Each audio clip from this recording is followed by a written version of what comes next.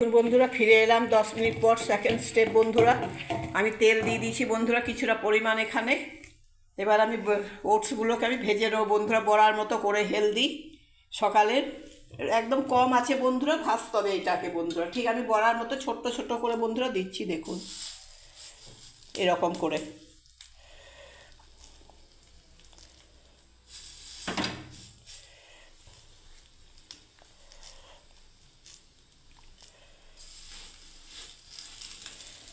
একটু ঢাকা দিয়ে দেবো বন্ধুরা, 2 মিনিট এখানে হতে থাকবে।